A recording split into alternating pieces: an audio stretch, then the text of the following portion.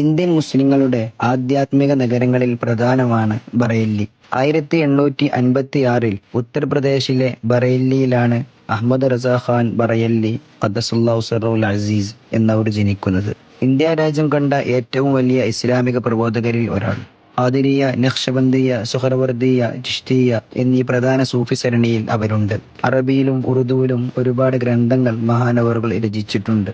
തഫ്സീർ, ഹദീസ്, ഫിഖ്ഹ്, തസവ്വുഫ്, അഖീദ, താരീഖ്, തജ്വീദ്, ഗണിതം, ഫിലോസഫി, ഗോളശാസ്ത്രം, ഭാഷകൾ എന്നീ നിരവധി വിജ്ഞാനങ്ങളിലായി 55 വിഷയങ്ങളിൽ ആയിരക്കണക്കിന് ഗ്രന്ഥങ്ങൾ രചിച്ചവരായിരുന്നു മഹാനവറുകൾ.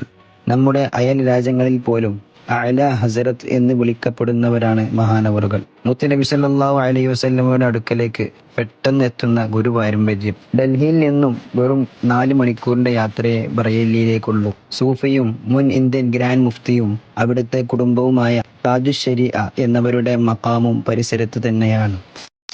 മുത്തുനബി തങ്ങളെക്കുറിച്ചുള്ള മദ്ഹ് കാവ്യങ്ങൾ എഴുതാൻ അല്ലാമ ഇഖ്ബാലിനെ സ്വാധീനിച്ചതും മഹാത്മാഗാന്ധി പോലും കാണാൻ ആഗ്രഹിച്ചതും മഹാനവറുകളുടെ പാണ്ഡിത്യവും വിനയവും കൊണ്ടാണ്.